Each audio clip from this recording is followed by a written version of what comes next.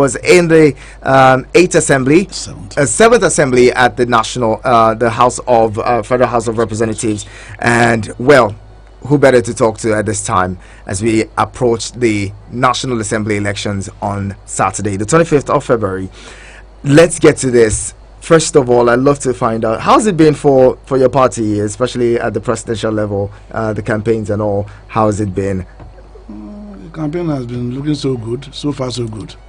We're coasting on to victory by special grace of God on February 25th.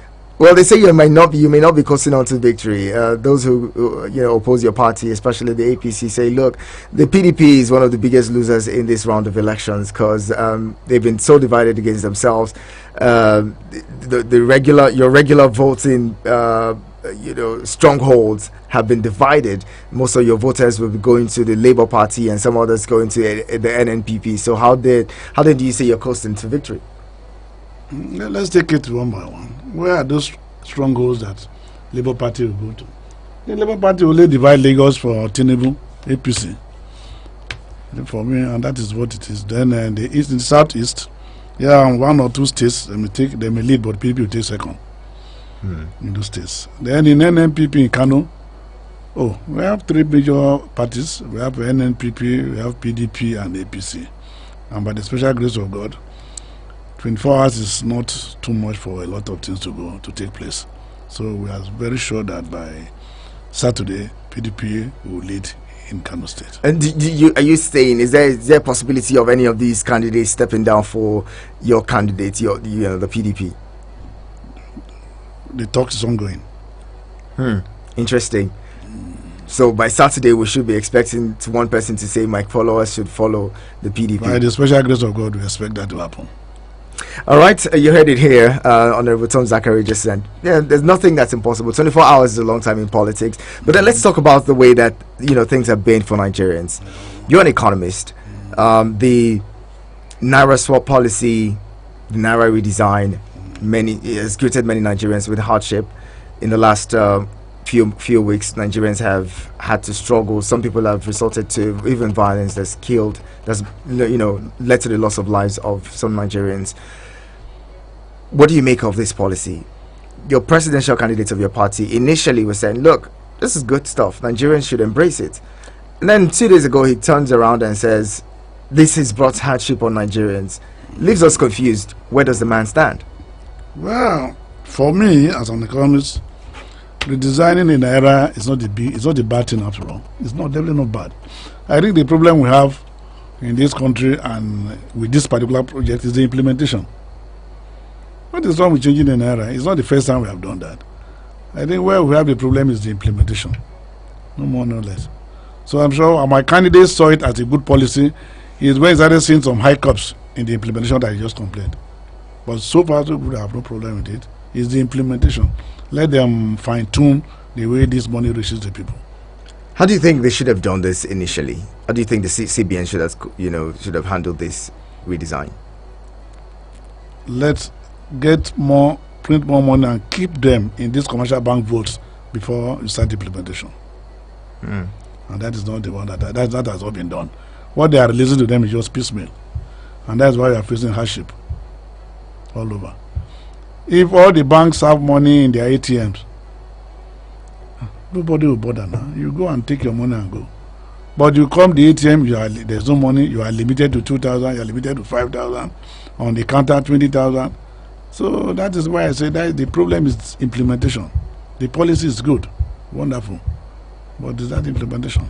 That's what the problem is.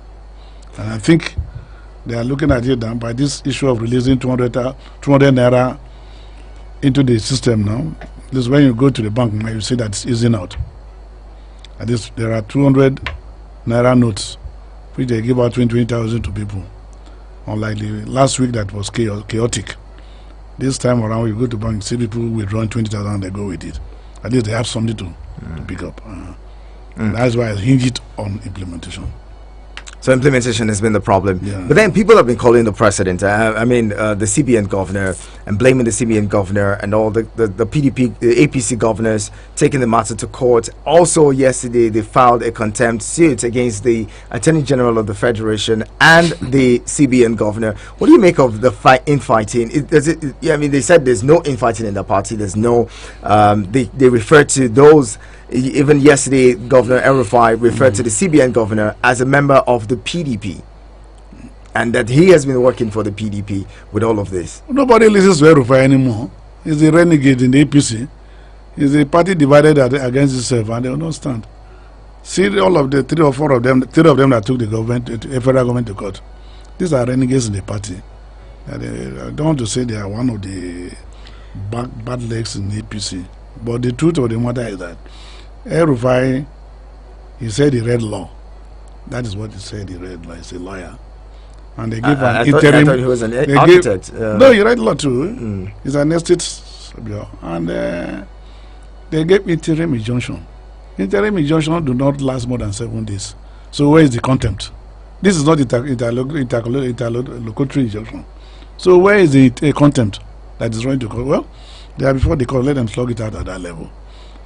But for him to accuse, I read it too when he said Emefiele was appointed by PDP. That's why he's acting PDP. He was who brought him into BPA? He's not PDP. Who made him minister of FCT? He's not PDP. So what is he talking about? When he goes about bootlicking to see where he can get his make his name, he will now, once he leaves that place, to start calling the other people some funny names. Who made him? He was in an office in Kaduna, Quantity Surveillance office in Kaduna. He left. Atiku brought him as DGBP. From there to minister, and all manner of things. So what is the big deal about Emefiele being brought in by PDP? What's the big deal? He's not performing his duty. He's not performing his job.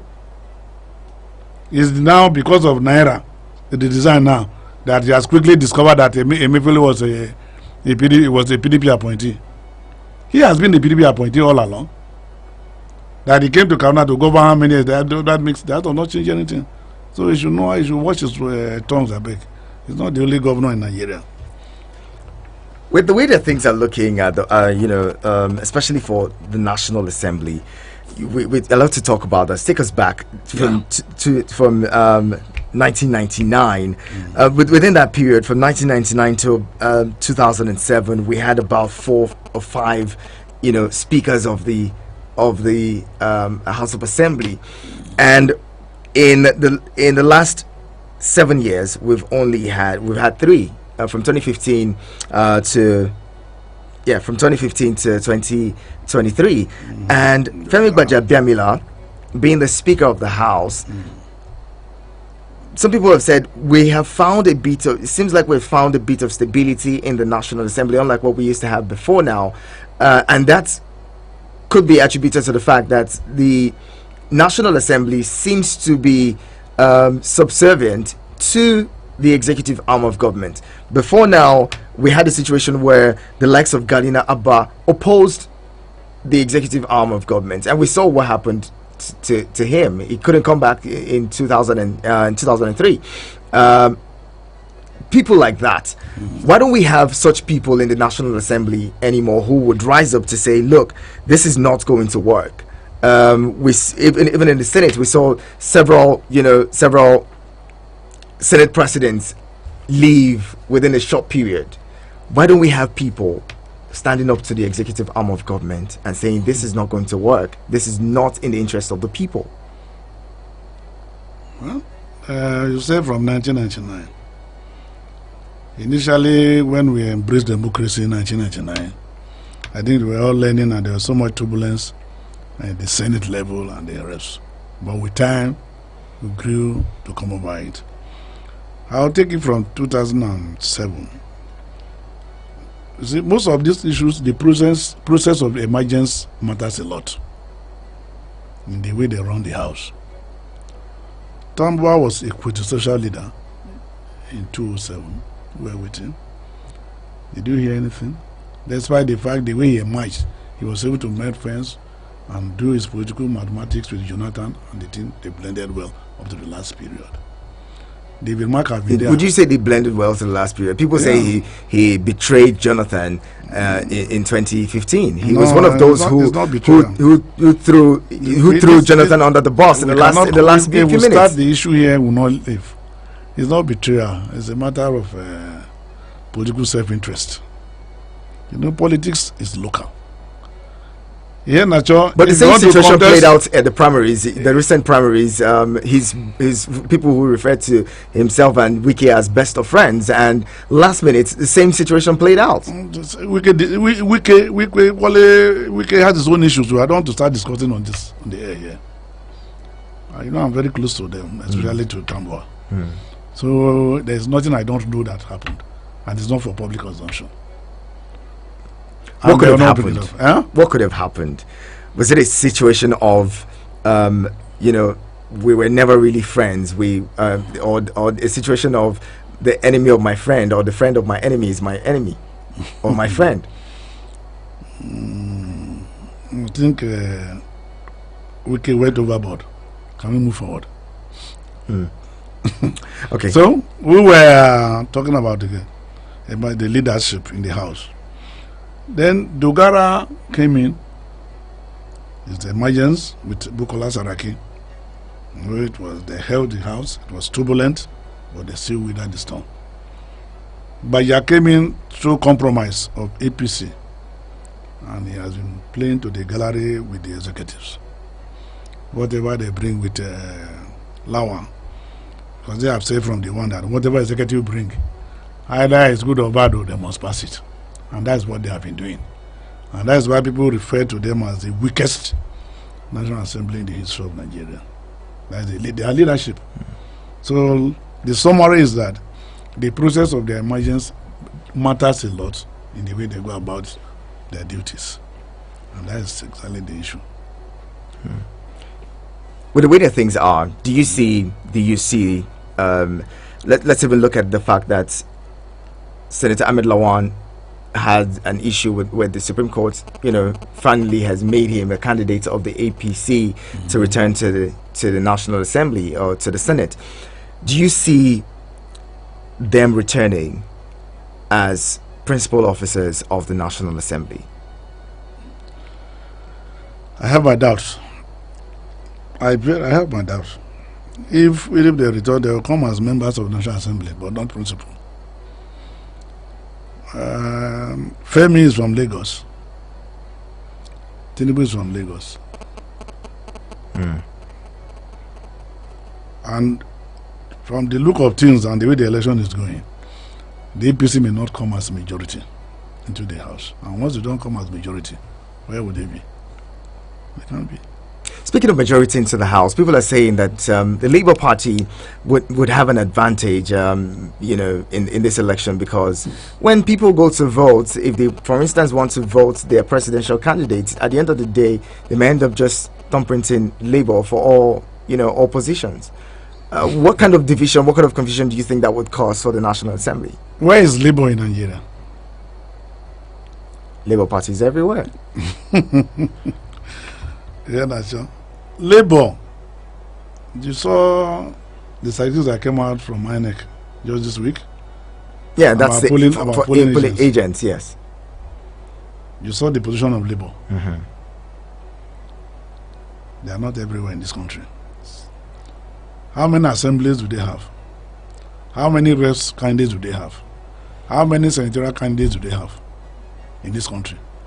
So are they going to amass the votes now? Who is going to protect their votes at those various places? Yes, it is true. They may have some pockets of supporters here and there. The SARS, the Southeast, Lagos. I know Lagos in Igbo, they are fully him. Abuja here too, fully him. Then how about the Northwest? Any road? Northeast, any road?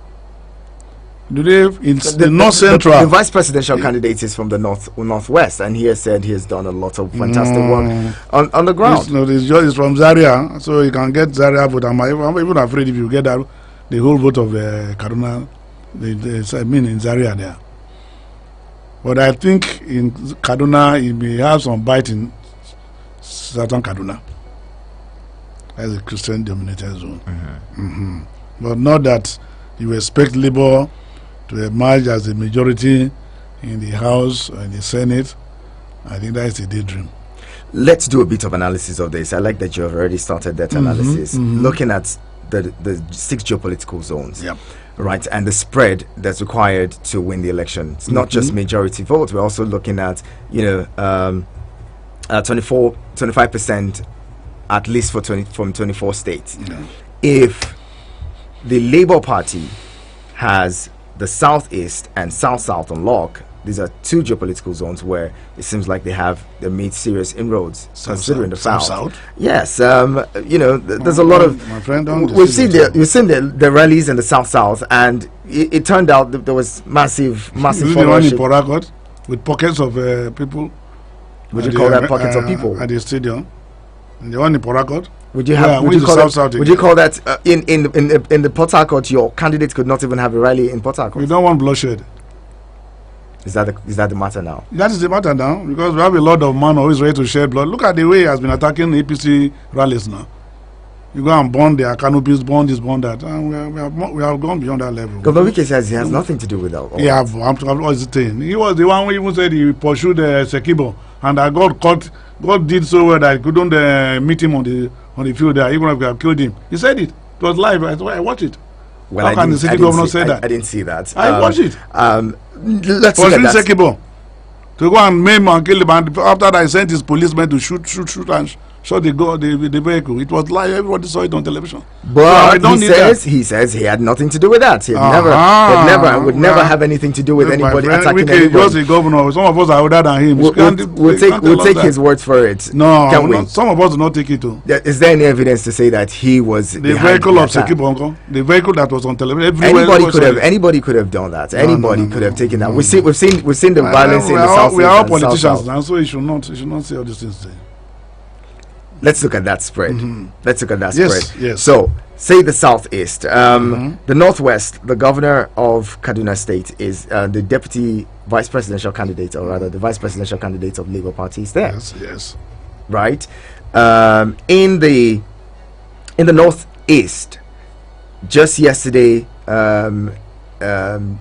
Danjuma and the Northern Christian, or what do you call them now? The Christian Elders Forum had given him support. Their rally in Adamawa State, to an extent, was very successful. In Borno State, they had a very massive rally in Borno State as well. This is the same region where your presidential candidate comes from. With looking at that and looking at the Southwest, Lagos, like you mentioned, where they've made serious inroads, would you say that they're like what do you call it, a small party that you can wave aside? Wouldn't that disrupt or affect the outcome of your party's victory? Because as it is, the APC says most of the votes that should come to your party would go to Labour Party. That's APC. That's what the APC How about the ones in Lagos? That's APC stronghold. Lagos is one state. And it's a stronghold now. Outside Lagos, where? Yes, agreed. Dati Ahmed is from Zaria and from Kaduna. In Kaduna, that's the senatorial zone. Labour will not take first there. Labour may struggle to take second or third position. PDP has been the party to beat. There is no election we have been doing in this country that PDP has not been leading in Kaduna State, especially the presidential candidates. Check 2015 results, check 2019 results of Atiku. It's all PDP. Even when Buhari was residing in Kaduna. Kaduna was his base, and still his base.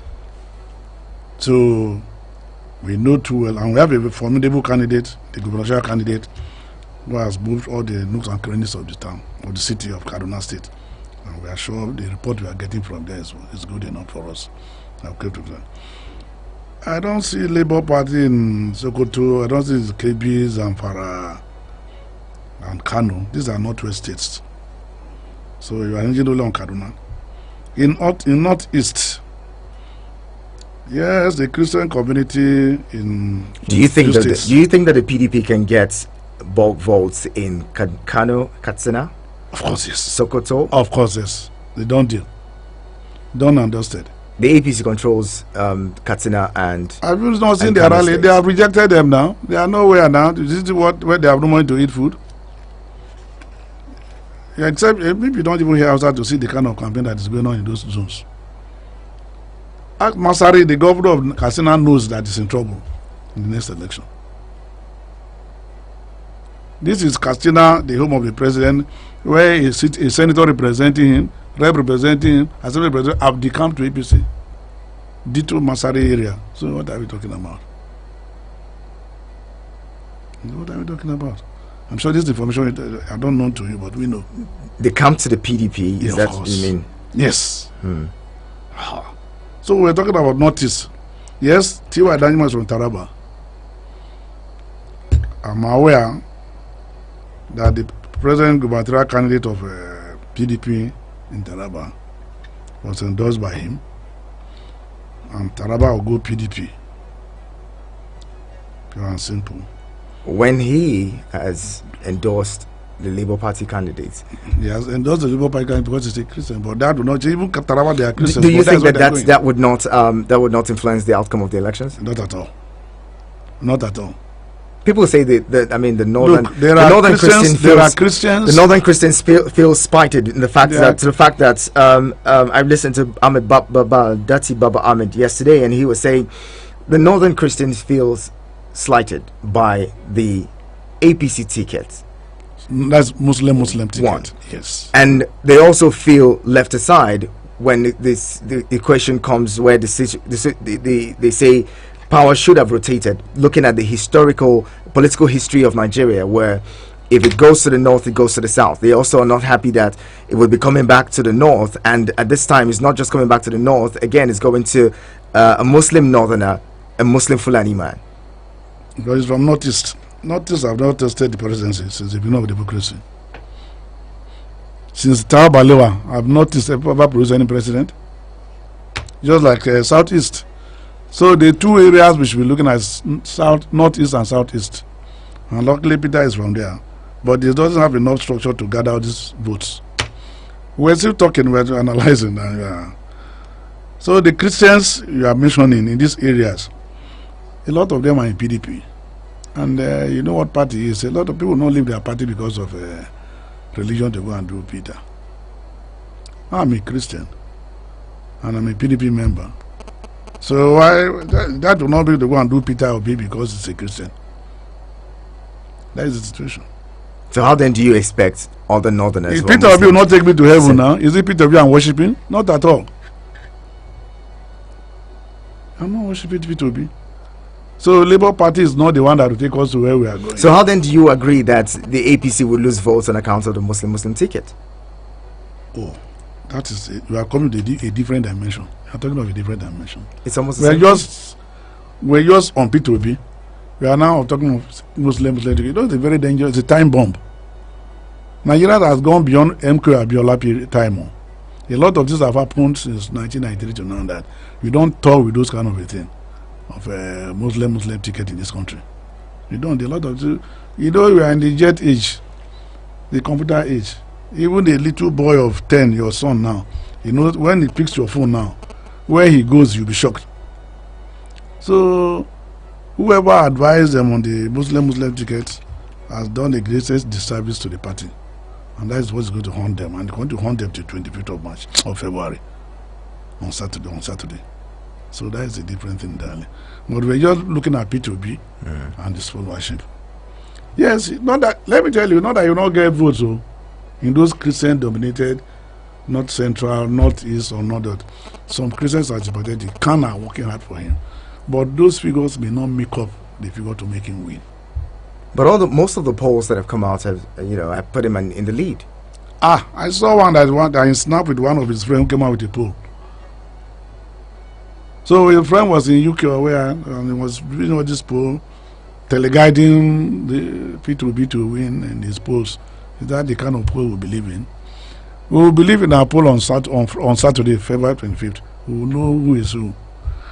when we enter the jungle on Saturday, we will know where the polls will be. It's not the poll you are reading in the Punch today, APC, in the Nation, APC.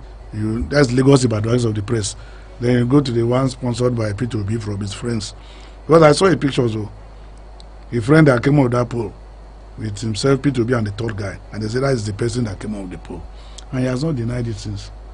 So this is not the issue. The real poll are the masses on the field. The real polls are the PVC holders. And these people say that they're not happy with the APC, they're not happy with the PDP where they left the country in 16 years. These same people rejected the PDP in 2015. These people now are saying we want to reject, we're not so happy with the APC administration. You mentioned that, right? So what makes you think that these people would go back to the PDP that they rejected in 2015?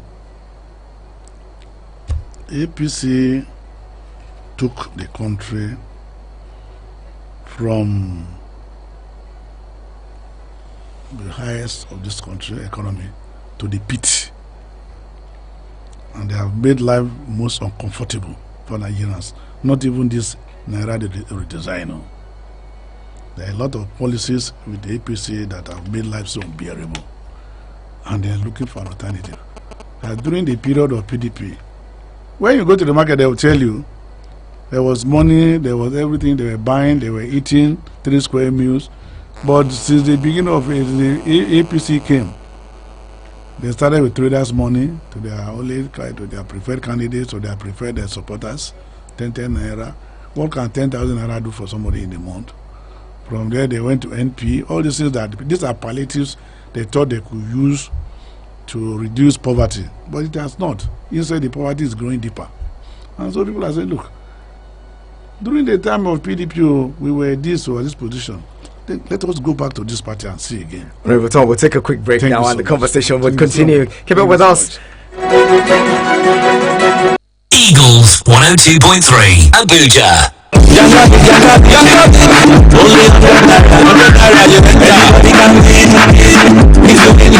If you wait till you want buy but you don't get money, microwave, TV, I be you want paying about bill. Download Yankabeat from any online store. With 100 naira, fund your wallet. Choose a plan for your Get Pass. Start spinning and winning. The player with the highest number wins the beat. Anything when you want buy, you can bid it and win it. Yankabeat, Nigeria's online marketplace. You can call us on 091 3000 2014 091 3000 2014. Eagles 102.3 Abuja. From Milky Way to Earth, everywhere there's internet, you can connect with Eagles 102.3 FM Abuja. Log on to our website www.eaglesfm.com. Follow and engage with us now on Facebook, Twitter, TikTok at Eagles FM Abuja, Instagram at Eagles FM 1023. Download our apps on your Android and iOS stores. Eagles 102.3 FM Abuja, your radio experience you can count on. Join the Eagles 102.3 FM Secondary School Squeeze-Out Show and be the academic champions. Enroll your school with 2 students participating in mathematics, English, and general knowledge. Registration is 20,000 naira only. And what's more, your school gets massive promotion as long as they remain in the competition. Entry closes on the 18th of March 2023. For payment details and inquiries, please call 090-9719-8377. Eagles 102.3 FM Squeeze-Out Show, building future champions today. Are you ready for this? Keep that frequency clear. We're live. I woke up with the Eagles FM 102.3 Abuja.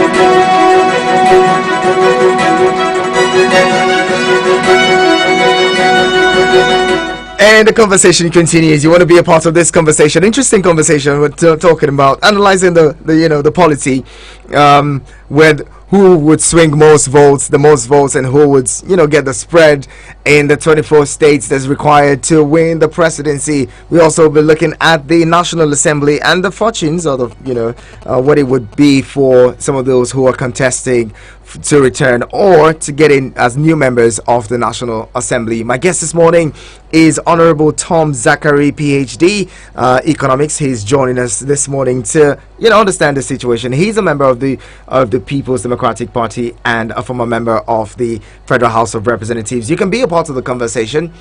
Join us live on Facebook and YouTube. We're streaming live. You want to see watch us live, get on to YouTube at Eagles FM Abuja on YouTube, at Eagles FM Abuja on Facebook as well, Eagles FM Abuja on Facebook and all other social media handles. Don't forget the phone numbers, keep them really close: 090-7353-0044 and 090-8766-8888. SMS and WhatsApp messages are welcome on 090-9705-4450.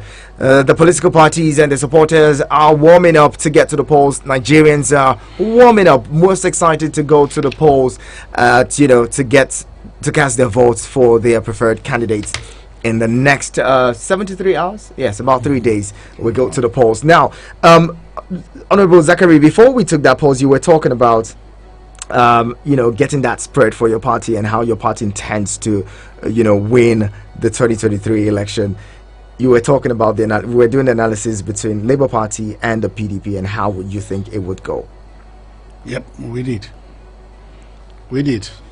We were on Northeast. Yes, the Northeast. The North Central, they are partly Christians. Plateau, a lot of Christians there that are Labour.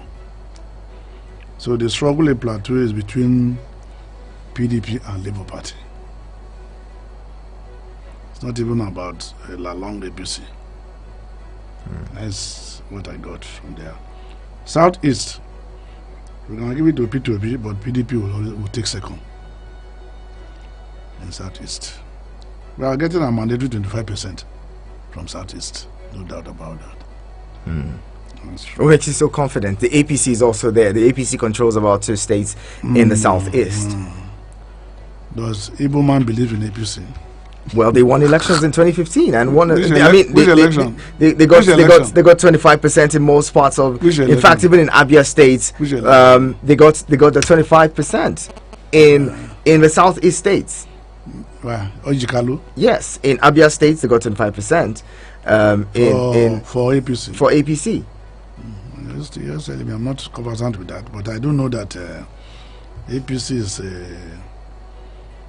is not a regular party in the Southeast, based on the elections I've seen in Anambra and some other places. They have not. Most of the big names you are hearing, they are there. They have not been able to even deliver their polling units to APC in their places in the Southeast. But they make all the noise. Now they have 2 governors in this round of election. They're going in with 2 governors, unlike what it used to be. Don't you think that would influence the outcome? Is it Umahi and the Imo State Governor Hope Uzodinma? They will be shocked at the result they'll get. Maybe they are no longer writing result in government house.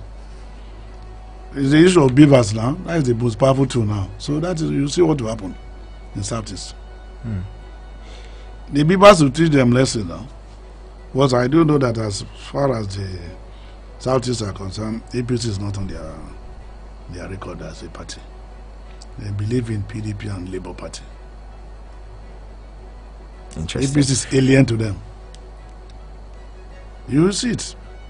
I'm not Nostradamus, but you see what will happen with their beavers on Saturday. If they like, let them bring violence. The INEC is very clear. INEC rule. It's very clear. Once any crisis, any political, any unit, they cancel it. So the issue of coming to carry ballot papers, ballot boxes, go and write results in the home of one billionaire in the east, in the southeast, or whatever in the governor's office is out of it. So their beavers will speak loud and clear. And you see what TPC will get in southeast. Let's bring in callers now. Some of our callers have been itching to join the conversation. 09073530044 and 09087668888. Hello, good morning. Hello, good morning. Good morning. Thank you for joining us. What's your name? Yeah, good morning, Mr. Enacho. My name is Usman, calling from Gwarimpa. Usman, I'm glad you're here. Let's hear you. Okay. And first of all, let me appreciate your guest for at least speaking so well. So, to me, let me start with, I see this election, it's just between, let me say, APC and PDP. Other political party will just participate and just go. And why I say so is that when you look at an individual, all the candidates representing all these political parties, whether Peter Obi, Kwankwaso, Tinubu, or Atiku, you can, let me say, at least attribute all reasons that they were going to at least come out strong. When you take a southeast, you say Peter Obi, and southwest, you say Bola Tinubu, and south remain undefined because you can likely say it is for PDP. And when you come back to northeast, I think that one is for Atiku. And even northwest, because I will assure you that in presidential candidates, even in Kano, Atiku will win. And so, because I'm from Kaduna State, Zaria to be precise. And when you talk about Labour Party is not well spread. I'll assure you that Labour Party will never even get, even in Kaduna, even the Southern Kaduna that you're talking about, Southern Kaduna were PDP people.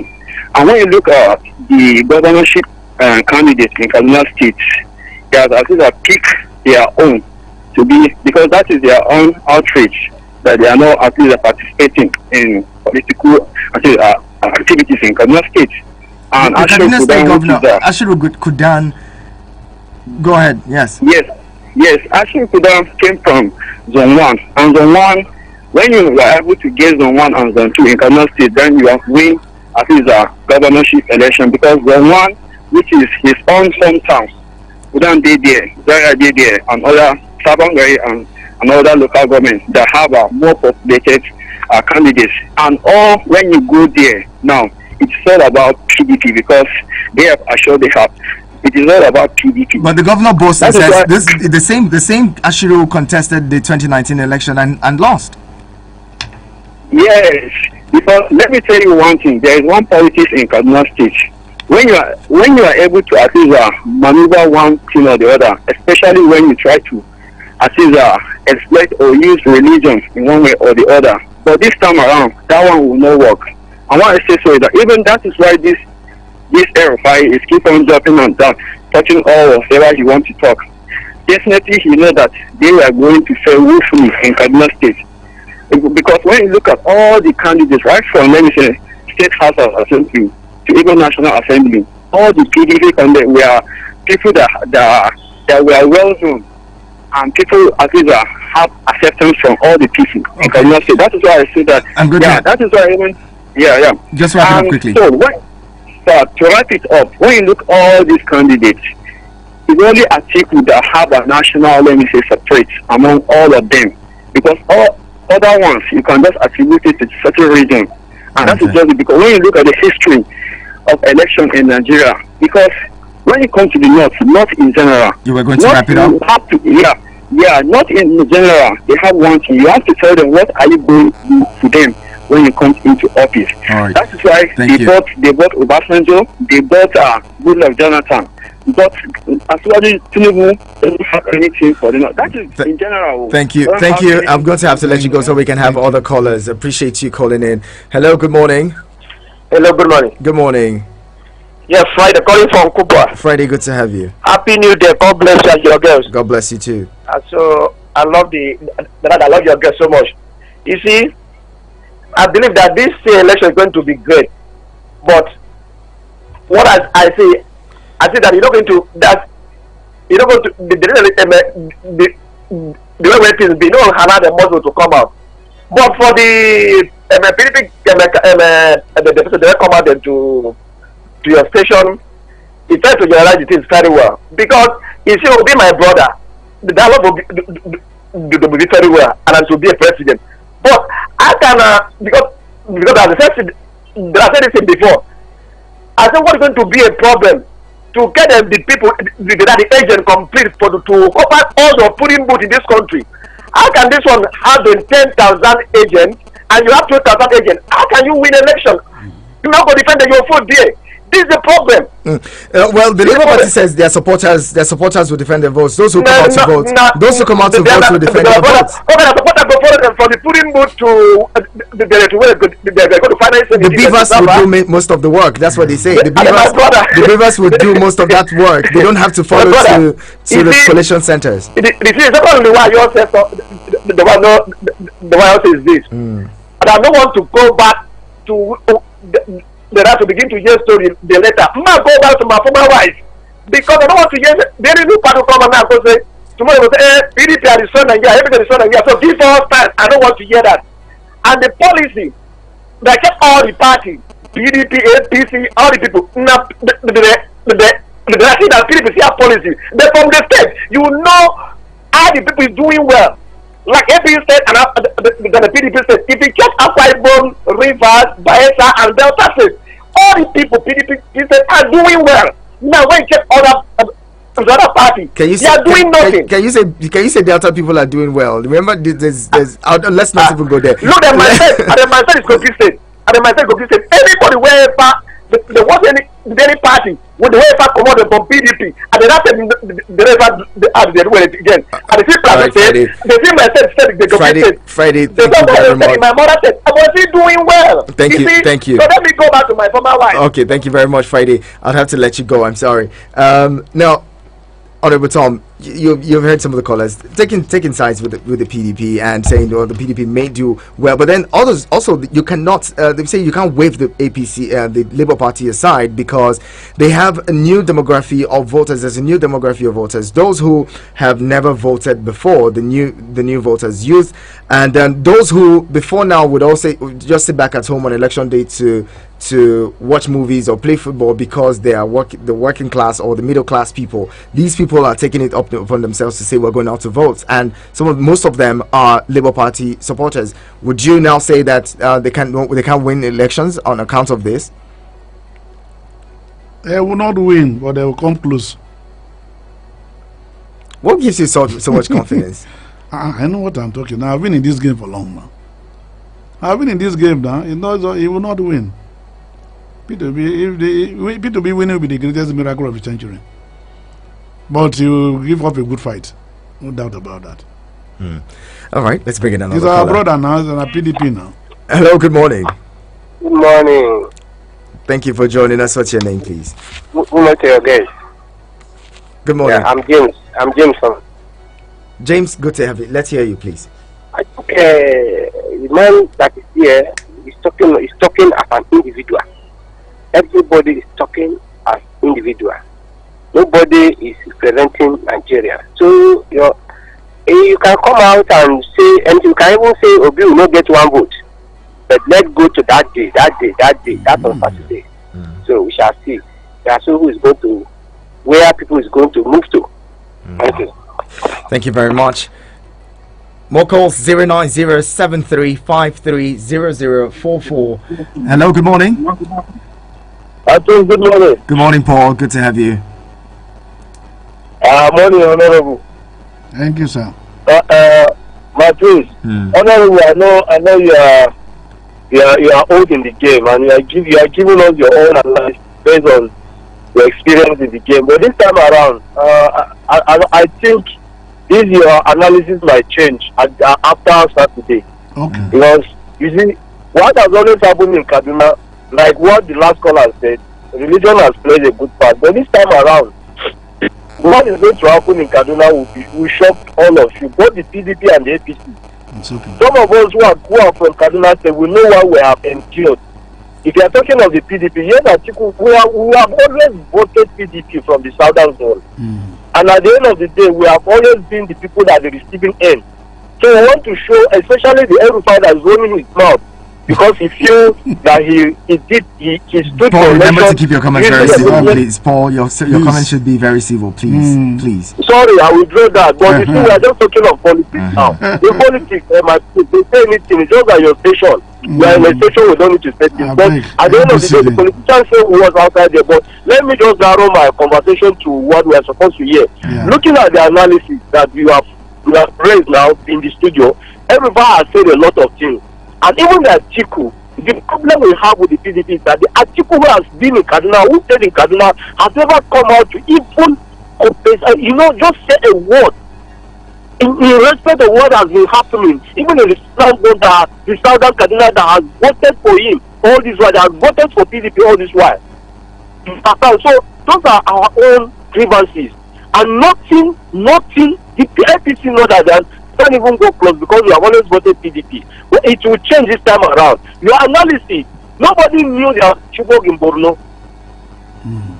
It was after the crisis of the kidnapping of all those girls that the people knew that there's a place, there's a local government called Chibok. But this time around, we are wise enough. I saw one village in Kamawa that I've never seen. And I saw Peter Obi's flag in that place. So let us know why Peter Obi is just like playing the underdog here. But there will be a lot of surprises at the end of the day. I know your parties, some of them want to speak, they'll say PDP, PDAPC. Is a coin of the, I don't know, the same side of the coin that is carrying it. But at the end of the day, there's a shift. And I'm just happy that we are making this analysis. After that today, we will put up to analyze the result again. All right. Thank you very much, Paul. Well, I wish Nigeria a best outing in this result. Peaceful election. Let's do it peacefully and transit peacefully to the next level. Thank you, Paul. And let's wrap it up now. Honorable Tom Zachary, PhD Economics. The elections are just a few days away, and we've been suing for peace here. We've been talking about having a non-violent election. The UK, the former president and the likes have called on Nigerians to go to the polls and ensure that they participate in the process, but ensure that it's very peaceful. For us here, I mean, a violence-free election is everything. What would be your word to Nigerians as we go to the polls on Saturday? My word and my prayer is that all we need in this country is a peaceful poll. No violence,